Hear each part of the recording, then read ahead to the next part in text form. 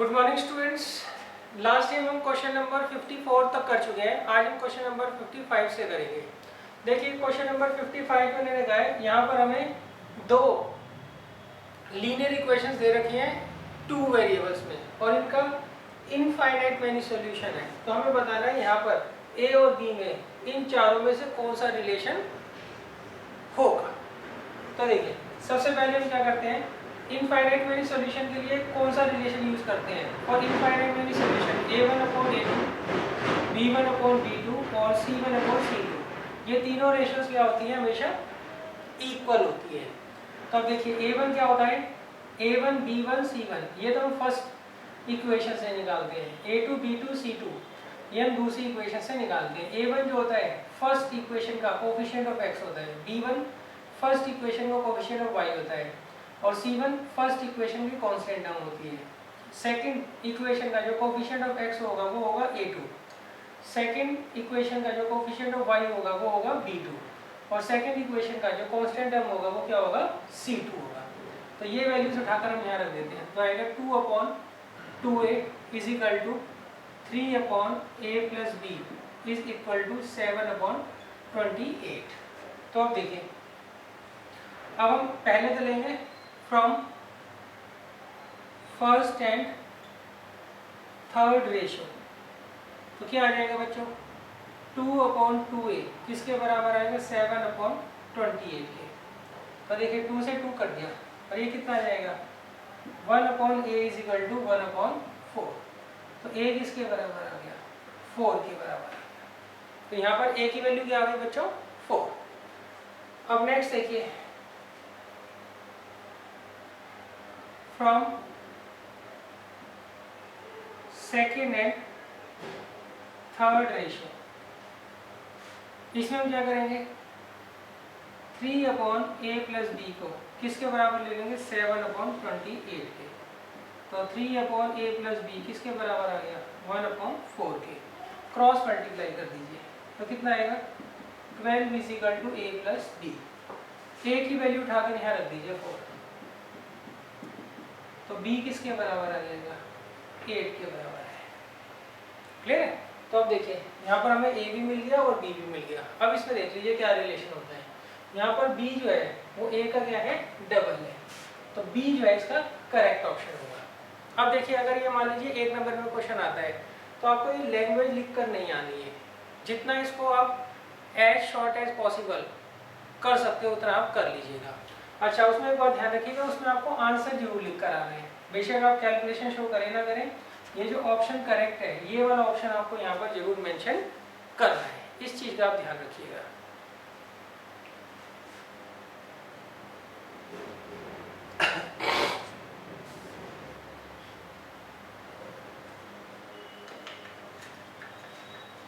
अब देखिए question number 56 वो भी इसी तरह से है।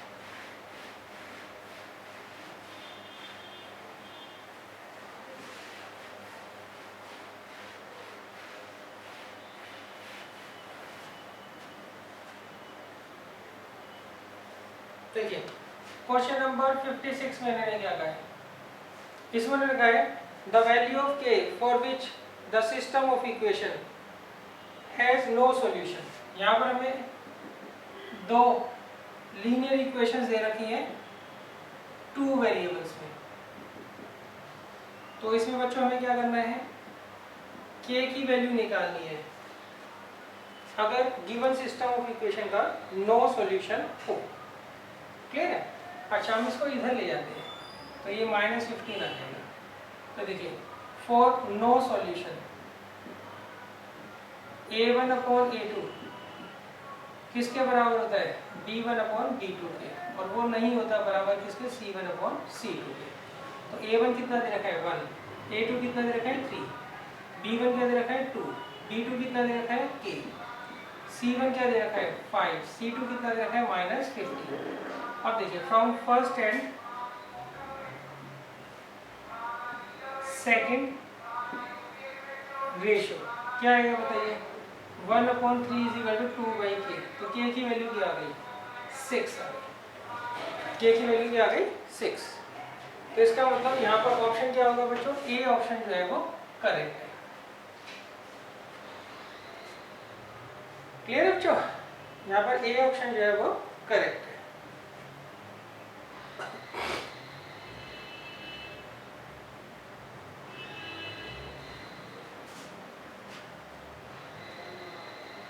अब देखिए नेक्स्ट है क्वेश्चन नंबर 57। इसमें ने लगा if 2x minus 3y is equal to 7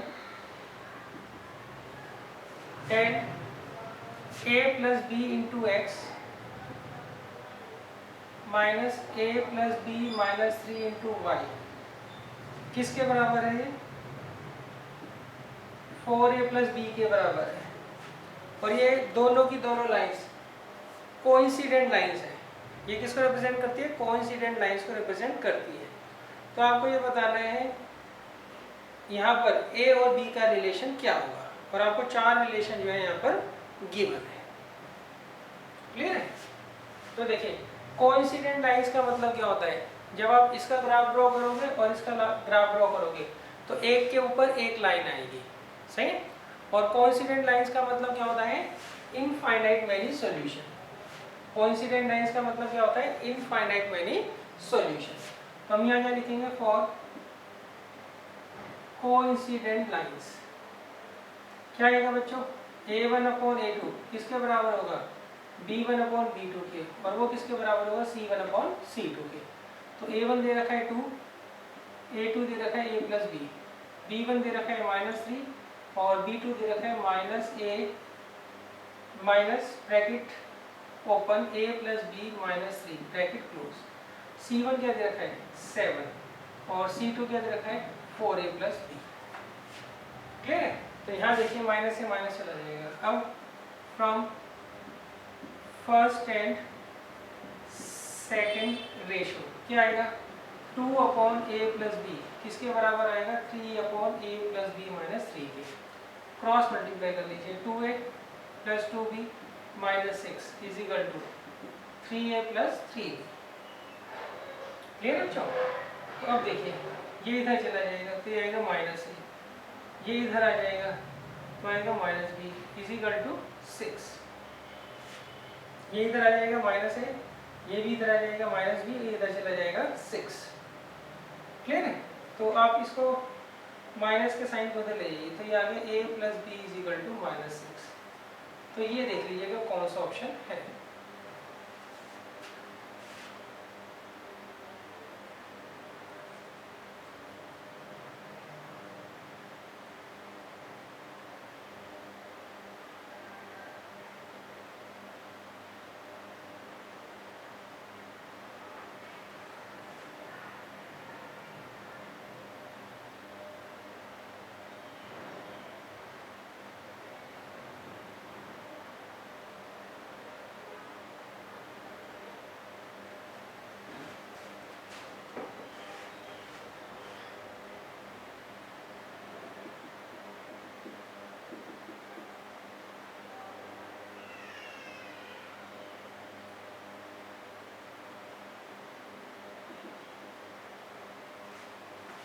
अच्छा बच्चों अब देखिए ये जो ऑप्शन है ये हमें गिवन ऑप्शन से मैच नहीं कर रहा है, जो हमें ऑप्शंस दे रखे हैं उनसे मैच नहीं कर रहा है। तो फिर हम क्या करते हैं, दूसरा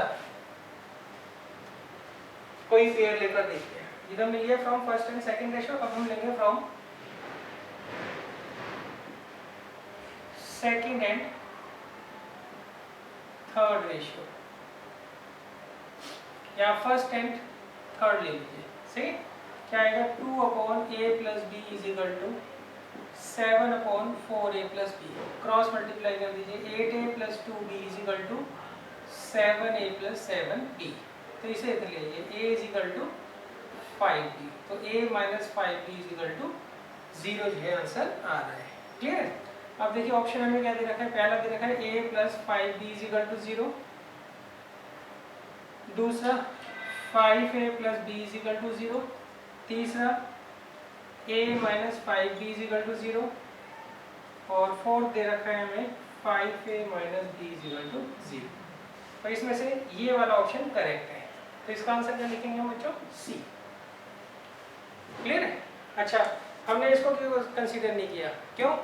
ये हमें ऑप्शन में दे ही नहीं रखा, इसलिए फिर मैंने क्या किया, फर्स्ट और थर्ड को सॉल्व कर देखा। अच्छा, मान लीजिए फर्स्ट और थर्ड को सॉल्व कर भी जो रिलेशन आता वो इनमें से मैच नहीं कर रहा होता, तो फिर हम सेकंड और थर्ड से देखते हैं।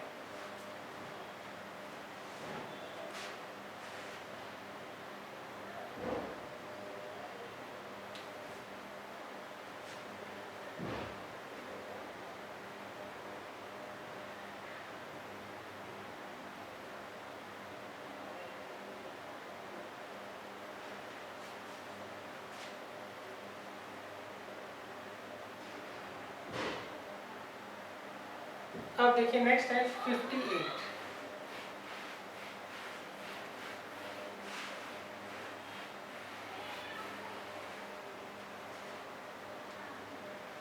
क्वेश्चन नंबर 58 में इन्होंने कहा है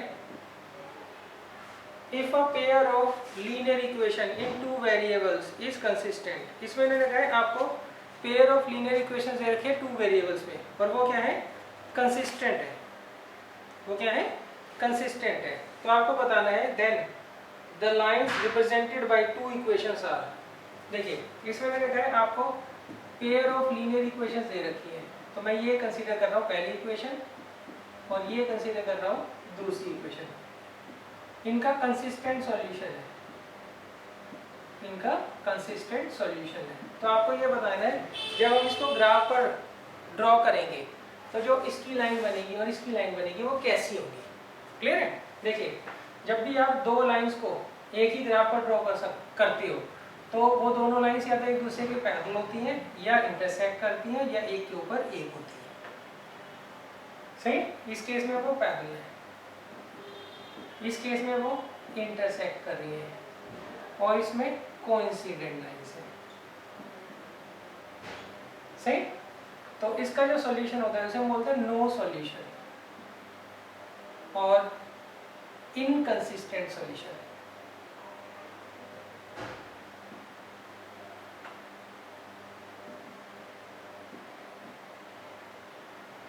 क्लियर है? इंटरसेक्टिंग लाइंस को हम क्या बोलते हैं, यूनिक सॉल्यूशन और कंसिस्टेंट सॉल्यूशन।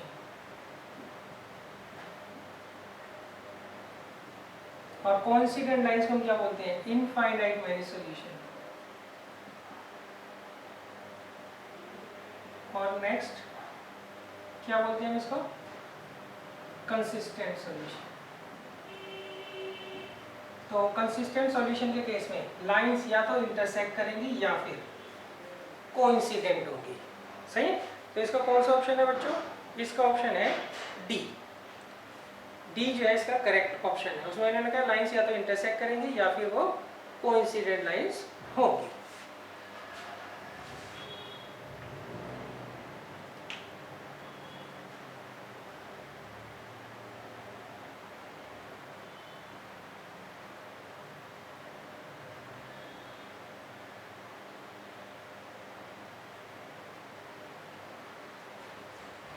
अब देखिए नेक्स्ट क्वेश्चन है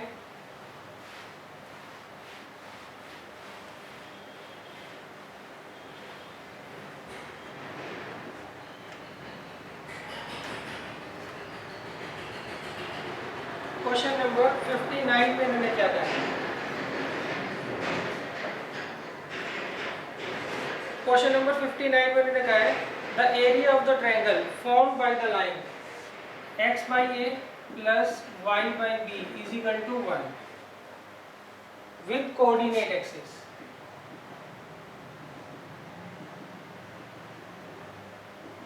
विद कोऑर्डिनेट एक्सिस। देखिए इसमें मैंने कहा है यहाँ पर हमें एक लाइन दे रखी है। सही है? ये लाइन कोऑर्डिनेट एक्सिस के साथ मतलब एक्स एक्सिस और वाई एक्सिस के साथ जो सा ट्रायंगल बनाएगी उसका हमें क्या करना है, एरिया फाइंड आउट करना है। उसका हमें क्या करना है, एरिया फाइंड आउट करना है। तो पहले तो मैं इसका ग्राफ बना लेता हूँ। सही? तो उसके लिए हम क्या करते हैं, एलसीएम ले लेते हैं। तो ये इधर चला जाएगा और ये इधर, तो ये आ जाएगा B X plus A Y, A B आएगा, सॉरी ए और बी का एलसीएम क्या आएगा, ए बी, बी की यहाँ मल्टीप्लाई आएगी, ए की यहाँ पर। तो ये बन के जाए। सही। अब हम क्या करते हैं, इसकी टेबल बना लेते हैं। टेबल के लिए हम क्या करेंगे, पहले पुट कर देंगे x को 0,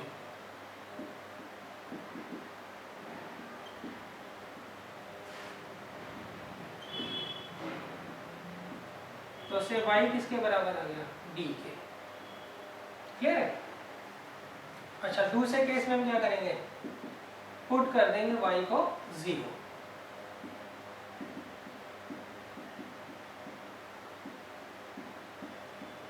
तो इससे x की वैल्यू क्या आ जाएगी, e। क्लियर है।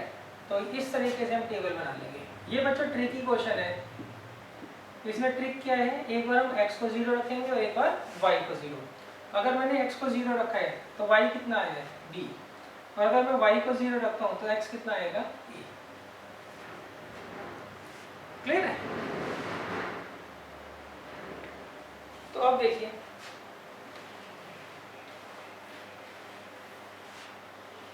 अच्छा अगर मान लीजिए यहाँ पे न्यूमेरिकल नंबर्स होते हैं, आप जो मर्जी पुट कर लेना। सही। क्योंकि यहाँ पे आपको ए बी जो है वो वेरिएबल दे रखे हैं, तो इसमें ट्रिक यही होती है, एक बार x को 0 पुट कर लो, एक बार y को 0 पुट कर लो, और इन दो पॉइंट से ही लाइन को ड्रॉ कर दो। क्लियर है। तो अब देखिए, अब मैं इसे ग्राफ पर रिप्रेजेंट करता हूँ। ग्राफ पर कैसे रिप्रेजेंट करेंगे, पहले तो आप ये देख लीजिए, ये आपका x एक्सिस हो गया, ये नेगेटिव x एक्सिस, ये नेगेटिव y एक्सिस, और ये पॉजिटिव y एक्सिस। क्लियर है। 0, b, x 0 है, y b है, तो वो यहाँ कहीं हम ड्रॉ करेंगे। क्लियर है। और a, 0 वो यहाँ कहीं हम ड्रॉ करेंगे। क्लियर है। इन दोनों को आप ज्वाइन कर दीजिए, तो ये आपकी लाइन बन गई, ये आपकी लाइन बन गई। आप ये सोच लो, b जो है मान लो 5 है, तो 0, 5 यहाँ पर कहीं आता ना, और a को भी आप मान लीजिए 5 है, तो 5, 0 यहाँ पर आता। तो ये सोचकर हम क्या करेंगे, दोनों पॉइंट्स को लोकेट कर देंगे। वैसे हमें a और b की वैल्यू एग्जैक्ट नहीं पता है, a और b की वैल्यू हमें वैसे एग्जैक्ट नहीं पता है। क्लियर है। तो ये लाइन हो गई बच्चों, क्या थी line, x/a plus y/b is equal to 1। जब आप इसकी लाइन ड्रॉ करोगे तो ये लाइन बनेगी। अब वो कहते हैं ये लाइन x एक्सिस और y एक्सिस, इनके बीच का जो ट्रायंगल बनता है उसका हमें क्या करना है, एरिया फाइंड आउट करना है। तो ये जो पॉइंट है इसे आप a मान लीजिए, इसे b और इसे o। तो हमें क्या करना है, एरिया फाइंड आउट करना है, किसका, एरिया ऑफ ट्रायंगल BOA, ये फाइंड आउट करना है। एरिया ऑफ ट्रायंगल का क्या फॉर्मूला होता है, हाफ बेस इनटू हाइट। तो यहाँ पर बेस कितना दे रखा है बच्चों, OA। O से लेके A तक का जो डिस्टेंस होगा वो कितना होगा, A यूनिट होगा, और O का B से डिस्टेंस वो कितना होगा, B यूनिट होगा। ये सॉल्व करके क्या आ जाएगा, AB by 2 यूनिट स्क्वायर। भाई एरिया ऑफ ट्रायंगल क्या होता है, हाफ बेस इनटू हाइट। तो बेस यहाँ से यहाँ तक की लेंथ हो गई, वो A हो गया, और हाइट यहाँ से यहाँ तक की लेंथ हो गई, वो B हो गया। क्लियर। तो हाफ बेस इनटू हाइट से हम क्या करेंगे, एरिया फाइंड आउट कर लेंगे, एरिया ऑफ ट्रायंगल। क्लियर है। अच्छा, अब आपके दिमाग में ये आ रहा होगा कि O से लेके A तक का जो डिस्टेंस है, OA की जो लेंथ है वो A यूनिट क्यों है। उसके लिए मैं क्या करता हूँ, इस पॉइंट को 5 मान लेता हूँ, 5, 0, ये ओरिजिन है। तो यहाँ से यहाँ तक का जो डिस्टेंस होगा वो कितना होगा, 5 यूनिट ही तो होगा ना। अब मैं इसको B को 5 मान लेता हूँ, तो यहाँ से यहाँ तक का जो डिस्टेंस होगा वो कितना होगा, 5 यूनिट होगा। तो इससे आप आइडिया लगा लोगे, यहाँ से यहाँ तक का डिस्टेंस B यूनिट होगा, और यहाँ से यहाँ तक का डिस्टेंस A यूनिट होगा।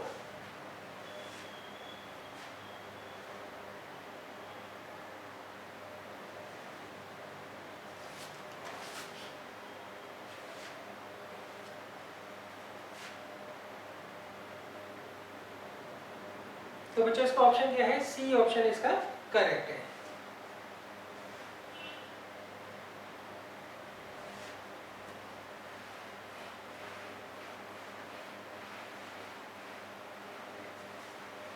अब देखिए नेक्स्ट है,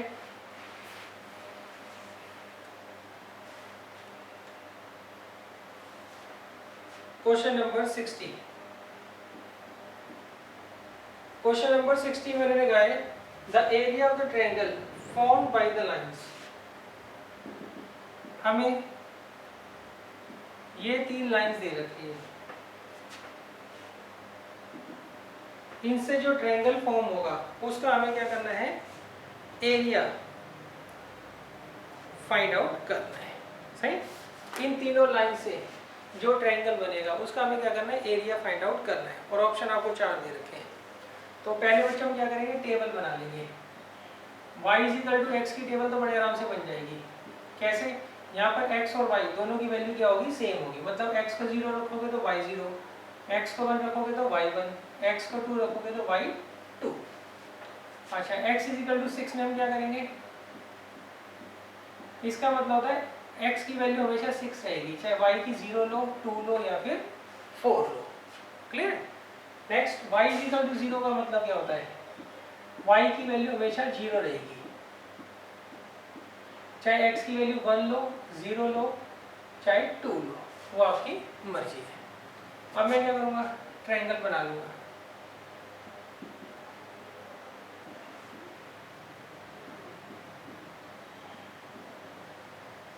तो ये आगे बच्चों 1 2 3 4 5 6, ये 1 2 3 4 5 6। तो अब देखिए, सबसे पहले इसे करते हैं, 0 पे 0 ये आ गया, 1 पे 1 ये आ गया, 2 पे 2 ये आ गया। ठीक है। नेक्स्ट 6, 0 ये आ गया, 6, 2 तो वो यहाँ आ जाएगा, और 6, 4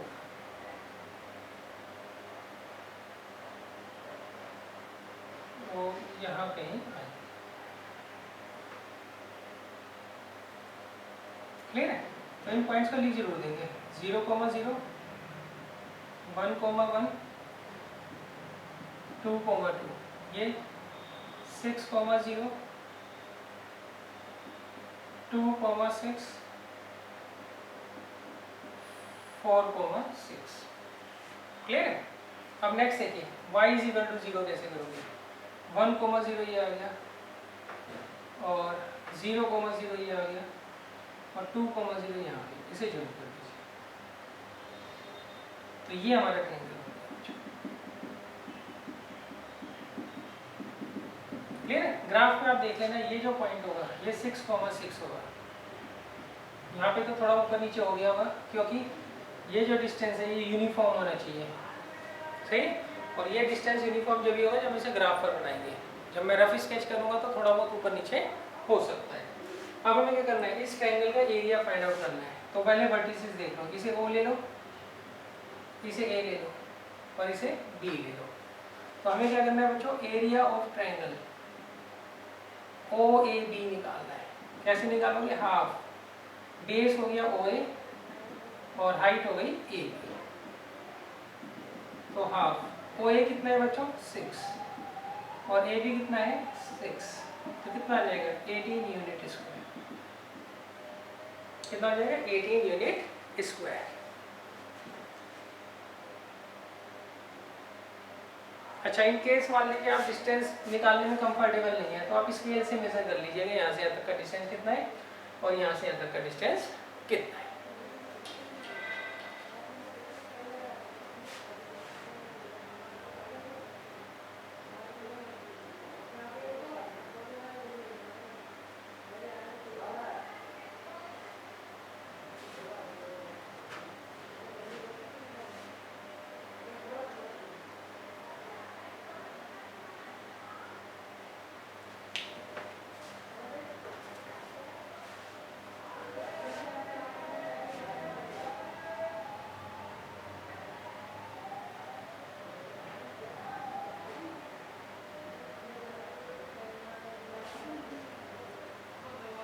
बच्चों इसका जो ऑप्शन है वो बी ऑप्शन इसका करेक्ट है।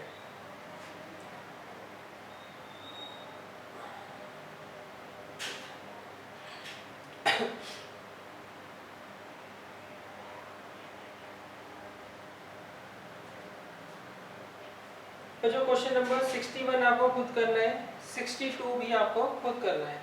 मैं आपको क्वेश्चन नंबर 63 करवा देता हूँ।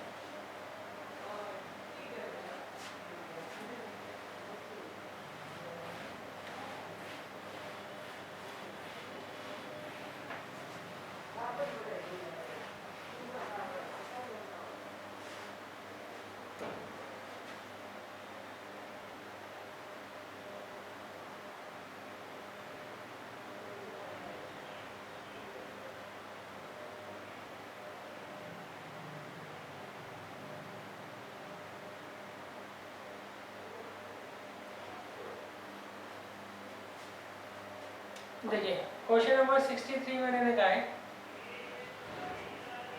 The area of the triangle form by the line x is equal to 3, y is equal to 4 and x is equal to y।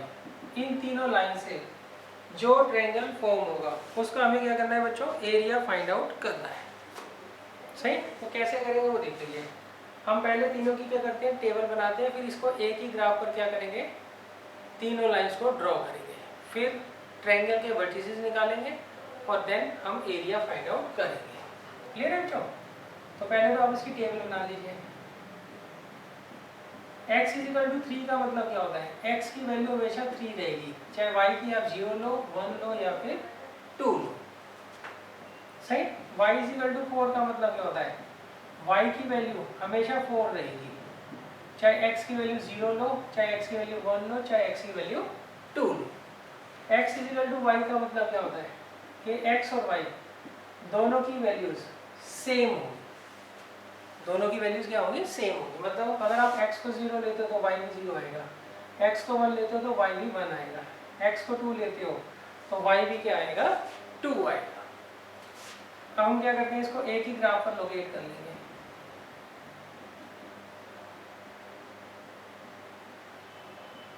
One two three four -1 -2 -3 -4 1 2 3 4 -1 -2 -3 -4। तो देखिए 3,0 ये आ, नेक्स्ट 3,1, नेक्स्ट 3,2,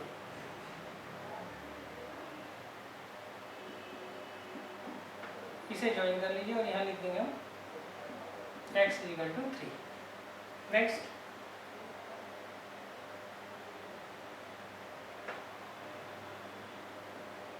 0,4 यहाँ आएगा भाई, 1,4 2,4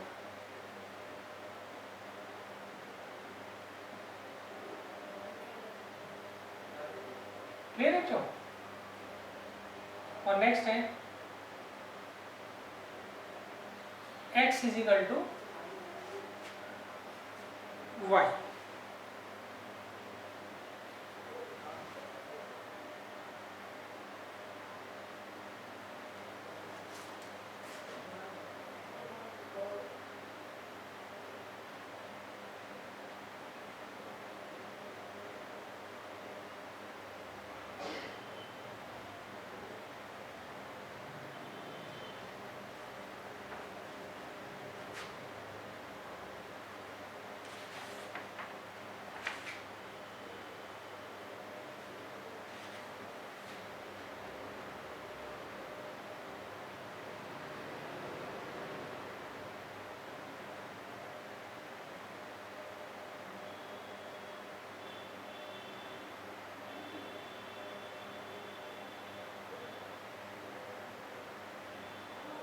बच्चों नेक्स्ट जो है ना इक्वेशन वो ये है, x प्लस वाई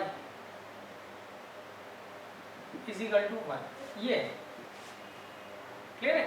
तो इसकी टेबल क्या बनेगी, अगर आप x को 0 रखते हो तो y 1, y को 0 रखते हो तो x 1। क्लियर है?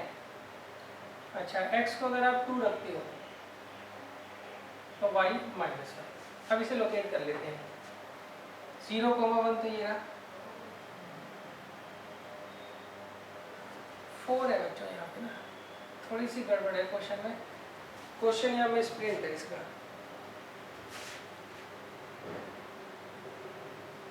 तो कितना आएगा, 0 पे 4, x को 0 रखते हो तो y 4, y को 0 रखोगे तो x 4, क्लियर है।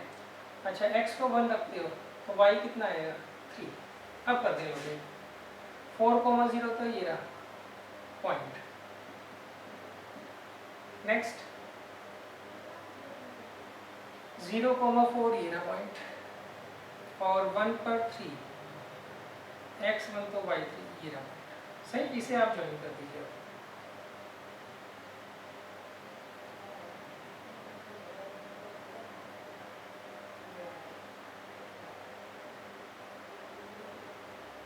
क्लियर है। तो ये बच्चों ट्रायंगल बन रहा है ए बी और सी।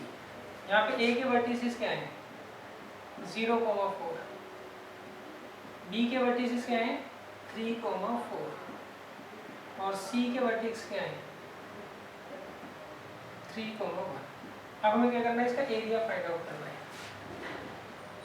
एरिया ऑफ ट्रायंगल एबीसी वो क्या होगा, हाफ बेस, बेस कितना है 3 यूनिट, और हाइट, हाइट भी है यहाँ पे 3 यूनिट, तो कितना आएगा 9/2 यूनिट स्क्वायर। ये आंसर है।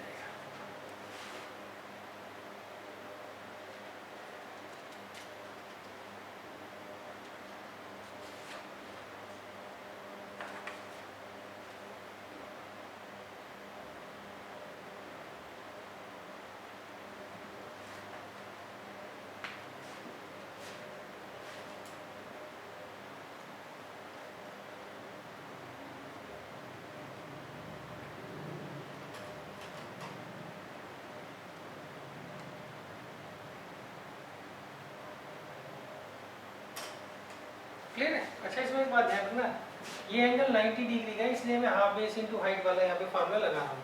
अगर ये एंगल 90 डिग्री का ना होता तो मैं क्या करता, इसकी लेंथ निकालता, इसकी लेंथ निकालता, इसकी लेंथ निकालता स्केल की हेल्प से, या फिर सीधा ग्राफ पर देख लेता, और फिर उसमें क्या करता हीरोज फार्मूला का यूज करता।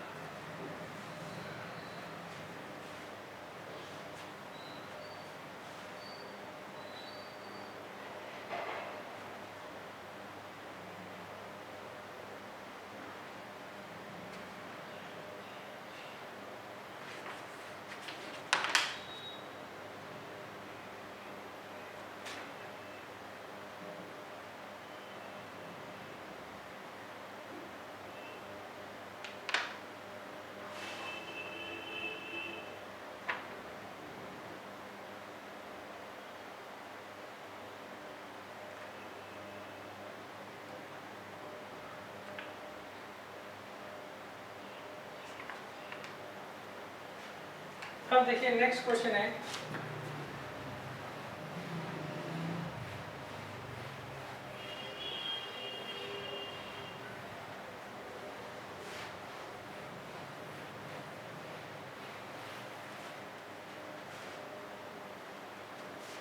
Question number 64।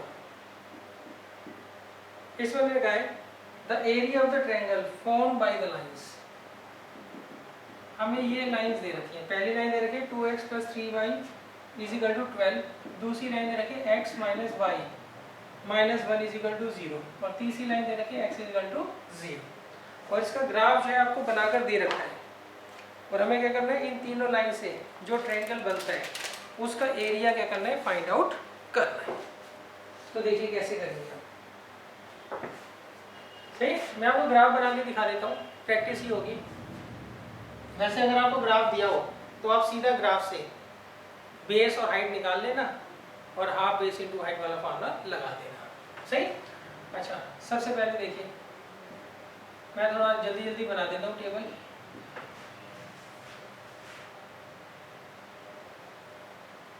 आप यहाँ पे x को 0 पुट करो तो y आ रहा है 4, y को 0 पुट करिए तो x आ जाएगा 6। आप ऐसे भी कर सकते हैं, एक बार x को 0 पुट कर लो, एक बार y को 0 पुट कर लो। अच्छा इसको इधर ले जाओगे तो ये = 1 आ जाएगा। आप x को 0 पुट करो तो y कितना आ जाएगा -1, और y को अगर आप 0 पुट करते हो तो x कितना आ जाएगा 1। सही, इसका मतलब तो y एक्सिस ही हो जाए। इसका मतलब है x की वैल्यू हमेशा 0 रहेगी, चाहे y की आप 0 रखो चाहे 1 रखो। क्लियर है? अच्छा, अगर ये 4 नंबर का है तो आपको 3-3 सॉल्यूशन वाली टेबल बनानी है। 1 नंबर का क्वेश्चन है इसलिए मैं 2-2 की टेबल बना रहा हूँ।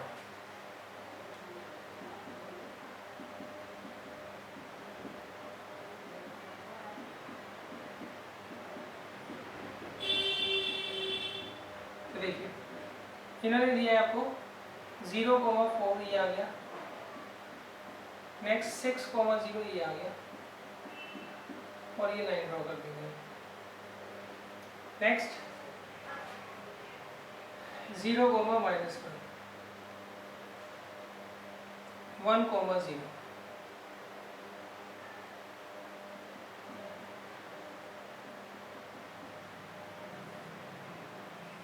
क्लियर है? और थर्ड है x = 0, x 0 y 0 और x 0 y 1। तो इसे ड्रॉ करोगे तो ये है। क्लियर है? तो अब ये ट्रायंगल बच्चों बन रहा है।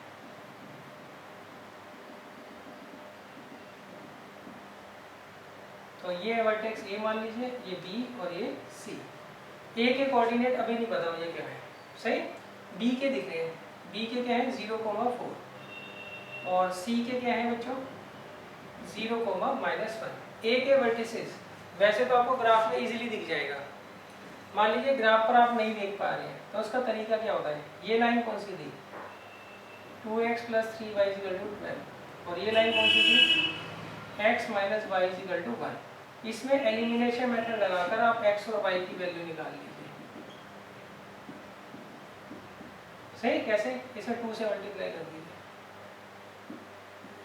अब साइन चेंज, तो y कितना आ गया 2,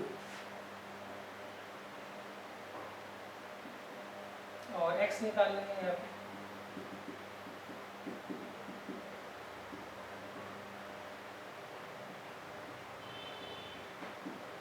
तो x आ जाएगा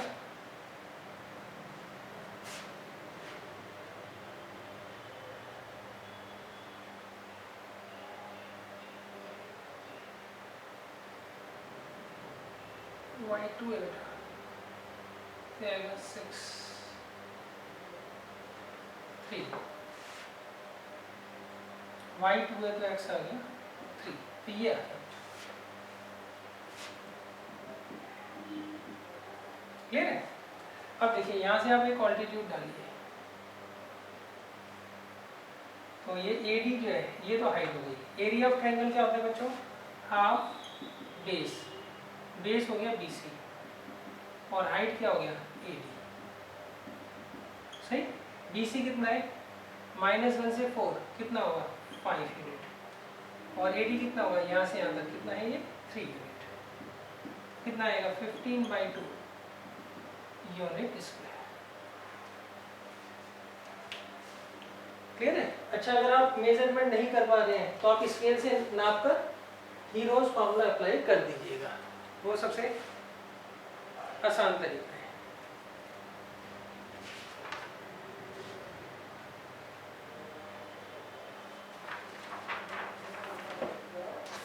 क्लियर है बच्चों?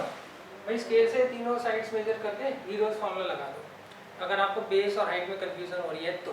सही, अगर 1 नंबर में है तो जितना मर्जी शॉर्टकट कराओ, सब अलाउड है। अगर ये क्वेश्चन ज़्यादा मार्क्स का आता है तो उस केस में बच्चों हम क्या करते हैं, प्रॉपर यहाँ पे लाइन की इक्वेशंस भी लिखेंगे। सही, जैसे इस लाइन की इक्वेशन लिखी है, इसकी लिखी है मैंने, इसकी रह गई तो इसकी लाइन की इक्वेशन मैं वहाँ पर लिख कर आऊँगा। सही है, और यहाँ पे सॉल्यूशन कितने होने चाहिए, यहाँ पे टेबल में सॉल्यूशन कितने होने चाहिए 3 होने चाहिए इन दैट केस।